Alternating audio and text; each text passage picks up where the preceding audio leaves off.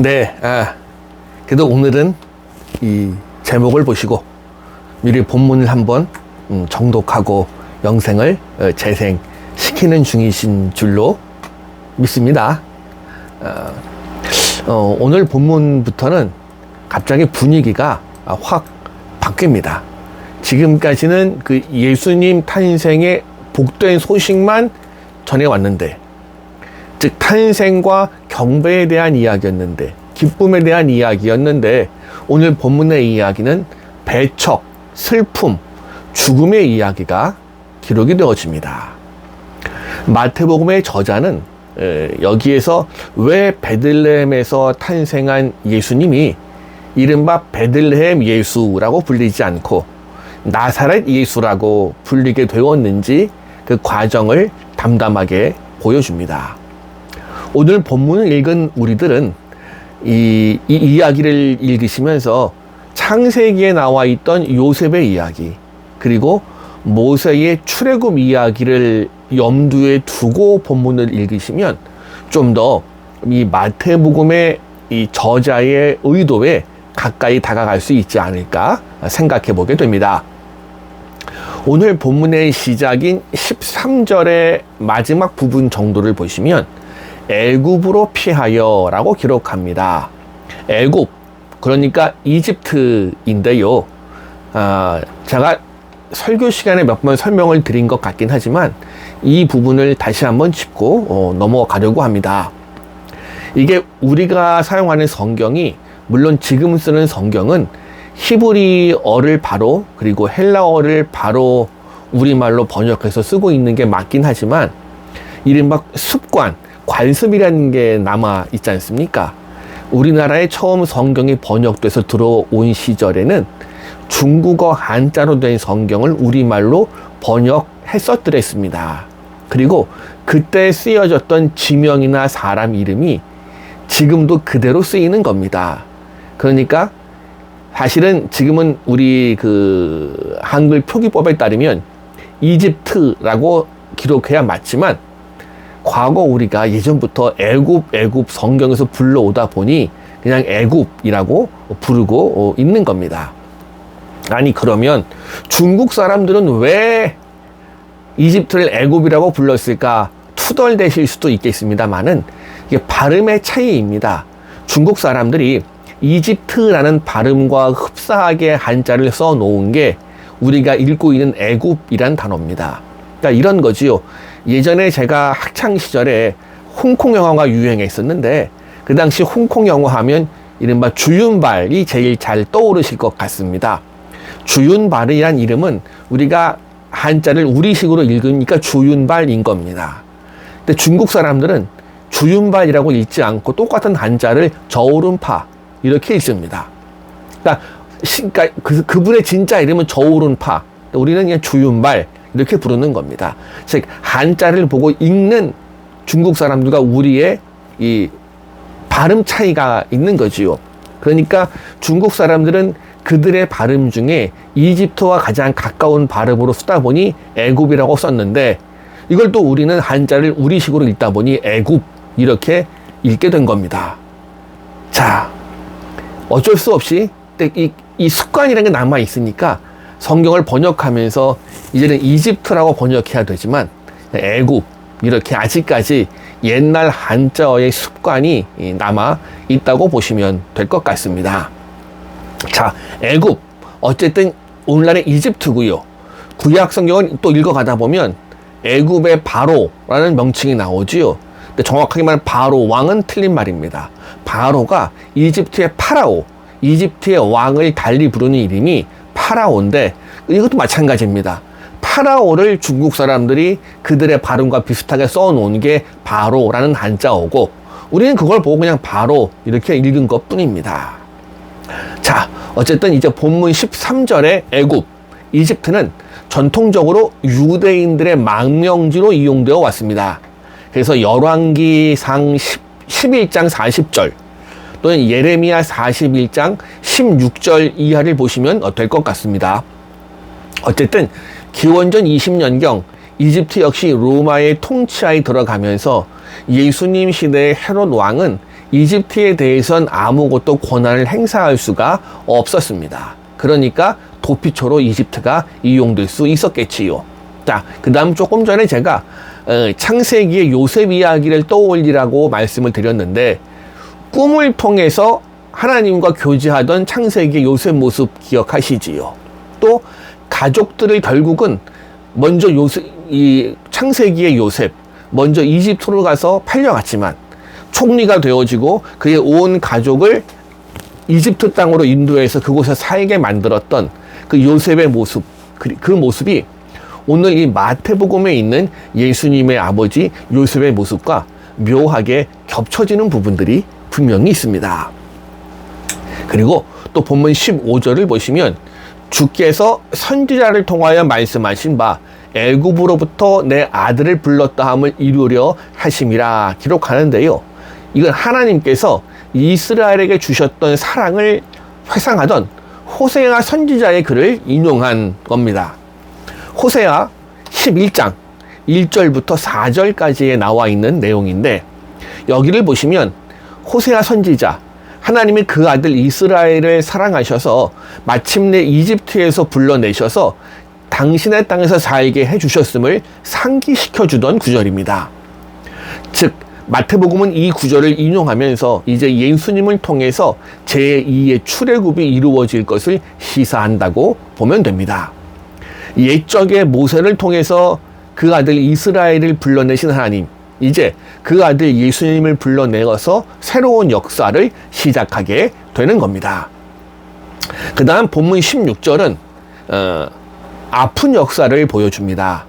이른바 헤롯의 대학살, 예수님의 탄생에 의해서 흔들릴 수 있을 왕자를 놓치지 않기 위한 몸부림으로 헤롯은 2살 이하의 남자아이들을 모두 학살합니다.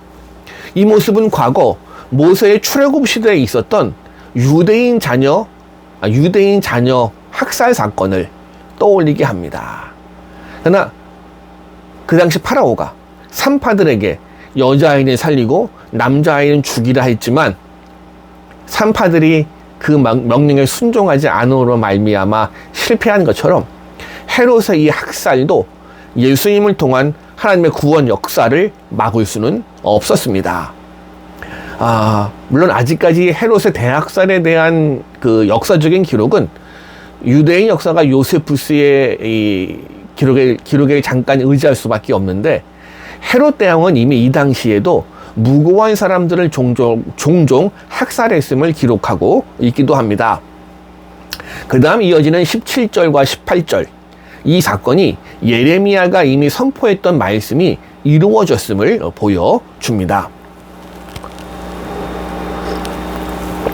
근데 재미있는 표현이 한 가지 있습니다. 저만 재미있는지 모르겠지만 18절의 마지막 부분을 보시면 뭐뭐뭐 함이 이루어졌느니라 기록하지요. 뭐뭐뭐 함이 이루어졌느니라. 그런데 마태복음에서 구약 성경을 인용할 때는 기본값이 이는 무엇을 이루려 하심이라, 이는 무엇을 이루려 하심이라, 이게 기본값입니다. 그런데 여기 2장 18절 그리고 27장 9절에서만큼은 이루어졌느니라 이 표현을 씁니다. 즉 오늘 본문 2장 18절과 마태복음 27장 9절의 공통점이 하나 있습니다. 인간의 비극적인 행동이 있었다는 공통점. 그래요. 인간의 죄악은 인간 자신의 책임이라는 겁니다. 하나님은 인간의 죄악도 당신의 섭리 가운데 선한 목적을 위해 사용하시겠습니다만은 그 악행에 대한, 죄악에 대한 책임은 인간에게 있거든요.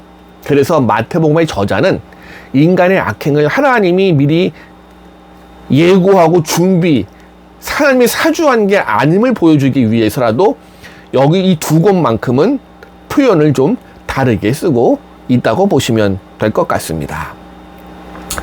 저는 개인적으로 오늘 본문에서 요셉의 모습, 그리고 그와 대조되어지는 헤롯의 모습을 자꾸만 눈길이 갑니다. 우선 요셉은 어떻습니까? 그는 하나님의 아들을 대신 양육하면서 하나님의 지시에 따라서 이리저리 쫓겨다니는 불안한 삶을 살았습니다. 그럴 수밖에 없었던 것. 요셉은 예수님을 죽임으로 말미암아 하나님의 뜻을 좌절시키려는 세력으로부터 야기 예수님을 지킬 수 있는 유일한 사람이었거든요. 물론 요셉이 힘이 센 장군도 아니고 권력을 잡은 사람도 아니고 물질이 많은 사람도 아닌 그저 보통, 아니 어떻게 보면 보통보다 못한 처지의 사람이었지만 그는 그럼에도 불구하고 사려 깊은 사람이었고 하나님은 늘 그와 함께 해 주셨습니다. 기구한 운명일지도 모르겠습니다, 요셉. 그러나 그 기구함에도 불구하고 한 번도 거부하지 않고 묵묵히 하나님의 요청을 감당해 냅니다. 그리고 끝내는 자기가 살고 싶었던 장소가 아니라 나사렛으로 가서 살게 되지요. 이 모든 고난과 어려움 사실 어떻게 보면 하나님이 그에게 당신의 아들을 맡기셨기 때문에 생긴 일들이었습니다. 그러나 요셉은 그것을 묵묵히 받아들이고 하나씩 해내고야 맙니다. 자, 그럼 이 요셉의 대척점에 서 있다고 할 수 있는 헤롯은 어떻습니까? 흔들리는 자신의 왕권을 지키고자 하던 헤롯의 집착은 그를 광기로 몰아세웁니다. 불안의 싹을 잘라버리겠다는 이유로 베들레헴 지역의 모든 남자 아이들을 죽이는 만행을 저지릅니다. 이렇게 되므로 라마는 비극의 땅이 되고야 말았습니다. 그 옛날 이 라마에서 남왕국 유다가 멸망한 뒤에 많은 유대인들이 포로가 되어서 줄줄이 바벨론으로 끌려갔었습니다. 그때도 이 라마에서는 곡소리가 진동했었지요. 그리고 이게 시간이 흘러서 헤롯 대왕의 때에 다시금 곡소리가 애꿎게 자녀를 잃은 많은 부모들의 곡소리가 라마를 다시 흔들어 놓고야 말았습니다. 살아남았다는 것이 죄스러운 그런 모습이었겠지요. 그러나 이 라마의 역사는 우리에게 위로와 희망을 동시에 가져옵니다.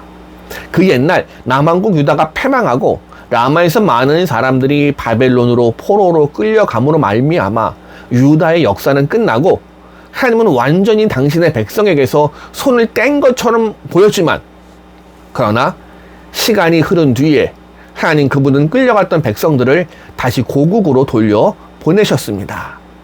여기에 인용된 예레미야의 일부를 제가 잠깐 읽어 드리지요. 예레미야 31장 15절에서 17절, 예레미야 31장 15에서 17절. 여호와께서 이와 같이 말씀하시니라. 라마에서 슬퍼하며 통곡하는 소리가 들리니 라헬이 그 자식 때문에 애곡하는 것이라. 그가 자식이 없어져서 위로받기를 거절하는도다. 여호와께서 이와 같이 말씀하시리니 내 울음소리와 내 눈물을 멈추어라. 내 일의 삭을 받을 것인즉 그들이 그의 대적의 땅에서 돌아오리라. 여호와의 말씀이니라. 너희 장래에 소망이 있을 것이라. 너희 자녀가 자기들의 지경으로 돌아오리라. 여호와의 말씀이니라. 마태복음에서는 예레미야 31장 15절만 인용해서 비극적인 분위기를 보여줍니다. 그런데 그것은 예레미야서의 말씀을 좀 더 읽어보면 비극이 비극으로 끝나지 않습니다. 이 마태복음에 기록되던 당시의 유대인들, 예레미야서의 말씀은 물론 잘 알고 있었습니다. 그래서 굳이 마태가 인용하지 않았던 예레미야 31장 16절과 17절의 말씀도 그들은 쉽게 떠올릴 수가 있었습니다. 과거 하나님께서 그들의 죄값을 다 치른 후에 그들에게 새로운 역사를 시작시켜 주셨습니다. 마찬가지로 이 라마에서 어머니들의 통곡, 인간의 욕심이 빚어낸 이 비극의 역사였지만 하나님의 구원의 역사는 그것으로 좌절되지 않음을 예레미야서는 우리에게 보여주지요. 오늘 본문을 좀 잘못 읽으면 하나님은 왜 이 많은 아이들을 무고하게 죽이면서까지 예수님을 살려주셨느냐, 이른바 대를 위한 소의 희생이냐 질문할 수 있을지도 모르겠습니다. 그런데 마태복음은 그걸 이야기하고 있는 게 아닙니다. 그건 예수님이 피하기 위해서 아이들이 죽은 게 아니잖아요. 하나님이 한 일도 아니고 악한 인간이 행한 일이었습니다. 악을 행하는 건 인간의 책임입니다. 그저 하나님께서는 그런 악한 인간의 역사를 그냥 두지 않으시고 당신의 남은 자들을 택해서 희망의 미래를 다시금 또 열어 주시고 계십니다. 이런 하나님의 모습을 우리가 간직하고 있는 한 인간은 겸손하게 자신이 할 수 있는 일에 최선을 다하며 걸어가겠지요. 네, 오늘은 여기까지만 하도록 하겠습니다. 감사합니다.